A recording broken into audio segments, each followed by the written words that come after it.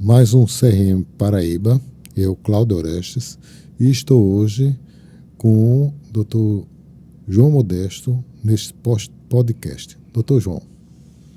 Alô, Cláudio, boa tarde. É um prazer enorme estar aqui no podcast, né, relacionado ao nosso querido CRM. Eu me apresentando, gostaria de dizer que eu sou endocrinologista, me formei há pouco mais de 50 anos, professor da UFPB, do curso médico, professor da FAMENE, sou conselheiro do CRM e sempre disposto a fazer o que for possível para que a categoria médica tenha uma boa formação e tenha uma boa atuação enquanto médicos e que a população realmente tenha coisas boas a partir desse duplo sentido. Essa questão de endocrinologia e endocrinologistas que a gente tem muito premente hoje devido a algumas questões até da própria população. Muitas pessoas querem as coisas muito rápidas, querem aqui e agora. E uma das coisas que as pessoas querem é modificar o corpo de uma forma rápida e nem que tenha que utilizar alguns recursos, principalmente na sua área, como hormônios e alguns, digamos assim, algumas drogas que possam aumentar o metabolismo como anabolizantes. Não é isso? Realmente, nesses últimos 10 anos, nós temos observado com muita preocupação, principalmente entre os jovens, mais especificamente numa faixa etária de 18 a 35 anos de idade, o uso abusivo de esteroides anabólicos. Essa busca pelo corpo perfeito e também tem uma força a desenvolver do ponto de vista geral, está trazendo inúmeros problemas, mesmo porque nós sabemos que para utilizar um medicamento, uma droga, faz-se necessário que a gente precise utilizá-lo. Quando a gente vai utilizar no corpo sadio algo que vai estimular coisas que não deveriam ser estimuladas naquele momento, evidentemente que o preço pode ser caro. É isso que tem se observado, né? Então, casos de infarto do miocárdio em jovens, câncer, mortes, inclusive já tivemos por causas hepáticas, e às vezes a coisa chega a ser tão difícil porque nessa ânsia de busca de um corpo perfeito, alguns jovens, de uma maneira inadvertida, vão usar anabólicos até de animais, por exemplo, de cavalo, né? Já tivemos casos aqui em João Pessoa disso, que o jovem foi usar, evidentemente que o coração não teve como suportar aquela carga, ele terminou falecendo. Então é um problema sério que estamos atravessando. Então, você mexe numa coisa e desregula outra. É mais ou menos assim que os hormônios eles atuam. Eles não deixam passar em branco e atuam de forma harmônica, porém, quando existe uma desarmonia, o corpo padece. Quais são, assim, as principais hormônios ou anabolizantes que eles utilizam para ter essa aparência que todo mundo gostaria de ter de uma forma rápida? E, às vezes, nem sempre pensa nas consequências ou a longo prazo que isso pode trazer. Veja, o principal hormônio anabolizante que nós fabricamos, principalmente o gênero masculino, é a testosterona. Então, muitos desses anabolizantes são desenvolvidos a partir da molécula da testosterona. Então, temos vários deles. São derivados. Isso. Um dos mais antigos, né, que foi até usado, hoje em dia praticamente é esquecido porque acham que ele não tem essa potência que gostaria, é a oxandrolona, né? Sim. Mas a partir de lá para cá, muito tem acontecido. E tem gente que já está usando realmente a testosterona. Você tem uma ideia, eu atendi uma determinada pessoa no consultório que chegou com queixas de impotência, adinamia, porque usou excesso de testosterona. Uma das últimas dosagens que ele tinha feito, se o homem, o normal, em geral, né, vai até 800 a 900 miligramas, ele estava com quase 3.000. Evidentemente que um corpo não vai poder aguentar isso. Né? Então, o que é que aconteceu? Basicamente, ele usando esse excesso de testosterona, ele bloqueou, né, aquilo que a gente chama do eixo, né, certo? Hipotálamo, hipófise e as gônadas, no caso dele, os testículos atrofiaram, deixaram de fabricar testosterona e também espermatozoide, ele também ficou infértil e depois, para se recuperar, ainda está em fase de recuperação. Está sendo trabalhoso porque aquele negócio termina dando uma certa, um vício em ter que utilizar, uma adição, realmente, né, porque ele toma, vai, normalmente ele não aumenta a quantidade de músculo. As fibras musculares é que realmente aumentam e ficam demasiadas, hipertrofiam. Então, na hora que aquilo deixa de funcionar, evidentemente que vai ter o lado oposto, aquilo vai atrofiar, hipotrofiar, e o indivíduo vai sentir isso. Sem falar também, se por um lado a testosterona tem alguns aspectos adversos ligados ao sistema nervoso central, como, por exemplo, maior agressividade, nervosismo, por aí, irritabilidade. Então, na hora que isso falta, o indivíduo vai entrar em depressão, vai entrar justamente naquela fase extremamente difícil para se conviver. E daí as ideias, né, suicidas que acontecem. E tem uma ideia também, às vezes, relacionada à questão da testosterona, a libido e também as consequências, principalmente quando a mulher usa da virilização, ela se torna algumas características masculinos, não é isso? Justamente. No caso do homem, não é? Evidentemente, nós vamos ter uma série dessas ações que já falamos aqui, além de outras, mas na mulher a coisa chama a atenção porque a mulher pode ter aumento de clítoris, pode até desenvolver a musculatura, e tem casos de mulheres que vão procurar otorrino porque a voz engrossou e ela quer saber o que é que está havendo, mas na realidade foi a ação da testosterona. E aquilo, lamentavelmente, não tem retorno. Na hora que engrossou, que modificou as cordas vocais, não tem como retornar. Não quer dizer que não volta atrás. Não volta, então isso aí, lamentavelmente, ela vai ter que conviver com essa voz que ela não queria e talvez nem soubesse que acontecia isso. Então, e acontece. Então, de uma maneira geral, falta divulgação, o mais acesso a conhecimento, apesar que quem quer usar acha que nunca vai acontecer consigo, vai acontecer com outra pessoa, não é isso? A ideia é justamente que eles têm, justamente isso. Não, comigo não, que eu sei me controlar, eu sei como fazer. E, aliás, aí tem outro aspecto, né, dos profissionais, certo? Que, às vezes, também estimulam esse tipo de... Profissionais ligados à academia e até, às vezes, até uns colegas nossos médicos, né, que, lamentavelmente, fazem uma apologia a esse tipo de tratamento. E veja, e o que é que às vezes pode fazer? Uns dizem, olha, nós podemos começar com dosagem baixa e vamos aumentando. É o que chama-se o tipo pirâmide, tá, para fazer. E a gente sabe quando chegar na pirâmide, depois o negócio já está problemático. Outros fazem uma série de conjunções de substâncias. Além do esteroide anabólico, junta, por exemplo, o anabólico para dar realmente a força, sim, a hipertrofia muscular, junta hormônio tiroidiano, que é para ver se acelera os processos oxidativos. O indivíduo também perde algum peso, que se pensa então que vai perder gordura, e às vezes não é só isso, também ele toma um negócio para aumentar a massa muscular, toma hormônio tiroidiano que também vai dificultar a massa muscular. E outros podem fazer até um outro tipo além desses dois. Então tem um terceiro que faz uma série de programações. Por exemplo, na primeira semana usa esse, na segunda semana aquele, na terceira semana aquele outro. E evidentemente que no final o resultado drástico vai ser o mesmo. Sem falar que às vezes se juntam outras coisas. Alguns homens, quando usam hormônio tiroidiano, podem ter aumento da região mamária, a ginecomastia. Sim. E a gente sabe que existem substâncias que são usadas para tratar a ginecomastia. Então, o que é que faz? Olha, você toma testosterona, mas também tome esse outro remédio que é para não ter a ginecomastia. Então, você veja como o organismo começa a ter extremamente ameaçado por tudo. É um esquema muito contraditório esse aí e que, assim, conflitante, né? Até mesmo, na verdade, é uma bomba relógio que a pessoa toma achando que está ajudando o seu corpo, mas ao contrário, ela não conhece de fato o risco que pode ocorrer, né? Justamente, e às vezes, por exemplo, tem alguns que também juntam a isso hormônio do crescimento, que, entre outras coisas, faz crescer o indivíduo, por exemplo, que tem alguma potencialidade de uma neoplasia maligna, aquilo pode realmente começar a aparecer pelo estímulo do hormônio do crescimento, nas células que estavam lá adormecidas, mas queriam de algum estímulo para poder florescer, e florescem num tratamento desse.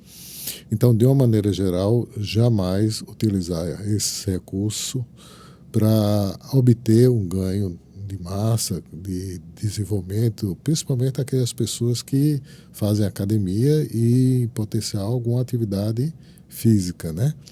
Justamente, eu gostaria também até de acrescentar, viu, Cláudio, que sabe que a preocupação, esse caráter educativo tem que existir. Né? Isso envolve todos, no colégio, na família, em ambiente familiar, entre os amigos. Isso tem que ser bem disseminado para dizer que quem está fazendo isso começa a correr risco de vida, e não à toa já foi feito, não aqui na Paraíba, mas em outros lugares, levantamentos, principalmente fim de semana, de PAs, de atendimentos, pronto atendimentos. O número de jovens que aparecem porque tomam bombas, além disso ainda tomam energéticos, e tem uma hora que o coração diz, alguma coisa não está bem. Ele vai terminar em pronto-socorro. E está aumentando isso aí de uma maneira preocupante também. E, assim, o que fazer, de certa maneira, as pessoas ter a consciência dos riscos, mas precisa ser compartilhado também para que essas famílias fiquem atentas, não é isso que o senhor está colocando? Isso, justamente. As famílias, os amigos, para alertar essas pessoas que usam e acham que não tem consequências, para dizer, não é assim, eu vi de fontes fidedignas, de fontes que têm conhecimento, que isso não é indolo. É isso. E veja bem, e às vezes sabe que, olha, chegou um determinado medicamento que veio do Japão, que no fundo é feito em fundo de quintal de qualquer bairro, não é? Certo? E o indivíduo vai naquela de fazer aquilo. Então, para os pais sempre ter aquele cuidado. Uma criança ou um adolescente que vai fazer uma academia, que começa em pouco tempo a formar muita musculatura, é melhor realmente investigar um pouquinho e saber o que é que pode estar acontecendo. Eu lembro, eu trabalhei muito tempo no interior e o pessoal usava e injetava óleo mineral para dar uma aparência com formações de abscessos gravíssimos. Essa característica não só de alguns médicos, mas também tem a questão da automedicação, que às vezes são substâncias que podem ser compradas até pela internet, né? Justamente isso. Não se tem controle, na realidade é essa, né? O comércio ilegal altamente lucrativo, alguns dizem que em alguns aspectos chega até a competir, né, em termos de ganho com até essas drogas ilícitas que nós conhecemos aí, que lamentavelmente está tomando conta cada vez maior da sociedade, e isso é um perigo, porque além da falta de conhecimento da droga, e depois dois indivíduos diferentes tomam a mesma quantidade da droga. É claro que a gente pode ter efeitos diferentes e um sai muito mais prejudicado do que o outro, porque os dois vão ser prejudicados. Tem aquela coisa, fulano tomou, não aconteceu nada, então comigo também não vai acontecer nada, né? E muitas vezes o pensamento realmente é esse, e fulano, né, ficou... Sabe que teve um trabalho lá em São Paulo que foi feito, que os jovens... com as jovens meninas de namorico, então achava que ficar com uma boa aparência, né, física, com musculatura, era muito bom. E foi feito, então, um levantamento com as jovens, com as meninas, para saber o que, é que elas achavam daqueles rapazes musculosos. Aparência. Olha, horrível. Sério? Foi horrível. Eu disse, olha, e tem uns que ficam até meio disforme, né? Realmente fica disforme mesmo, fica até feio a aparência deles. Eu sempre digo assim, a melhor coisa que a pessoa pode ter com outra para chamar a atenção é a atenção que ela tem com as pessoas que estão próximas. É o cuidado, entendeu? É esse fortalecimento das emoções e não da aparência, né? Até mesmo porque a gente precisa, de algum modo, essas pessoas deixam de exercitar o melhor músculo que a gente tem, que é o cérebro. E passa a exercitar a parte física. Né? E quando tem um negócio desse, sabe que o desmame também, às vezes, é penoso, né? É penoso e precisa do apoio de todo mundo, da família, dos amigos, para o indivíduo saber que se discute muito. É como igual a cigarro, né? Você deve parar de vez ou deve parar aos poucos. Pois é, sabe que para cigarro, parar aos poucos nunca resolveu bem, certo? E a tendência também em relação ao uso de anabólicos em excesso, também existe a orientação que melhor é parar de vez e tratar daquelas coisas que podem acontecer do ponto de vista de estar faltando, né? Da questão do bloqueio. Isso, para poder aos poucos retornar ao status anterior.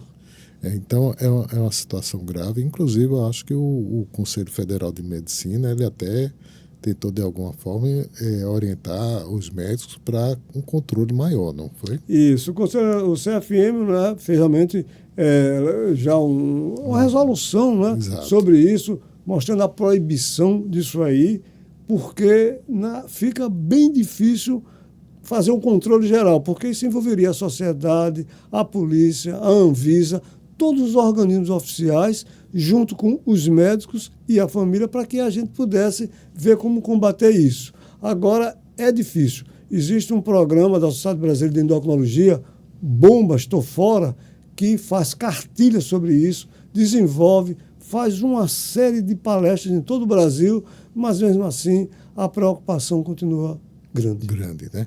E não tem como, às vezes, inibir, né? E, inclusive, como bem o senhor coloca, a questão de até colegas que eram para estar do nosso lado, do lado da medicina saudável, da medicina que é naturalista, favorecendo esse tipo de coisa, inclusive com a propaganda enganosa, né? Eles lançam na internet uma coisa que, na prática, não é desse jeito. E omitem, né? E realmente chama a atenção que tem médicos que caminham por aí e estão prejudicando.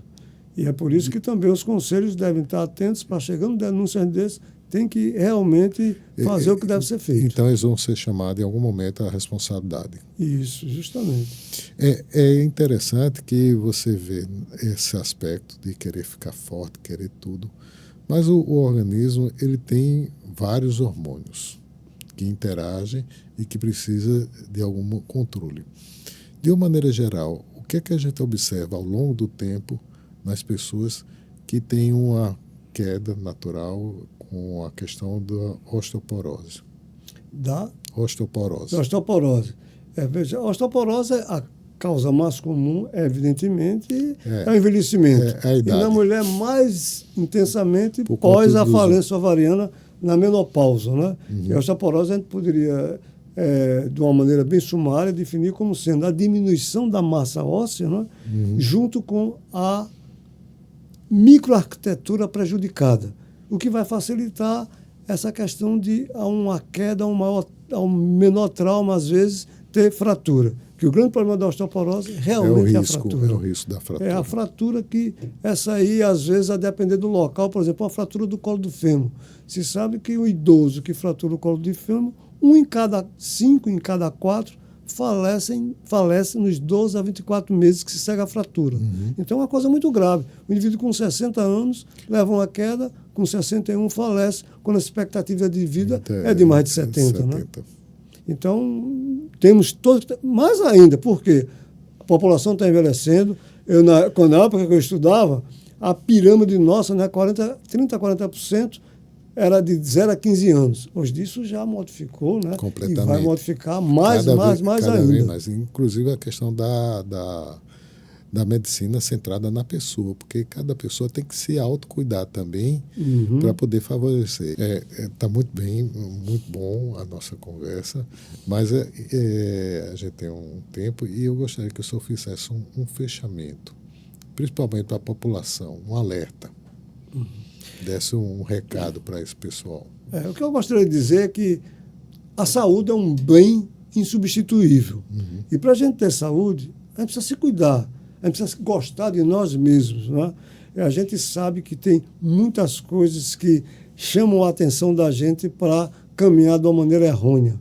Agora, ter hábitos de vida saudáveis, a alimentação saudável, principalmente a alimentação natural, que, lamentavelmente, a gente utiliza muito em criança, né? Já começa a criança, a gente começar a ver isso melhor, para a criança já começar a ter uma diversidade sadia de alimentos e de fazer atividade física. Evidentemente que a gente pode ter o quê? Uma longevidade maior com qualidade de vida, que é o que a gente quer, não é? E não ficar antes do tempo sem enxergar, amputando uma perna, e outras coisas que, lamentavelmente, machucam muito a nossa saúde.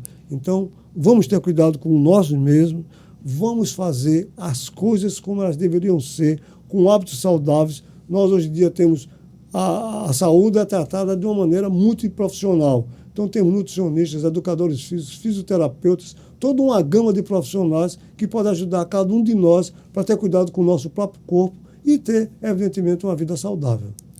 Doutor João, eu só tenho a agradecer pela sua participação e deixar aberto para outra oportunidade a gente continuar outras questões que são importantes na endocrinologia. Muito obrigado. Eu que agradeço, Cláudio, sempre à sua disposição. Ok.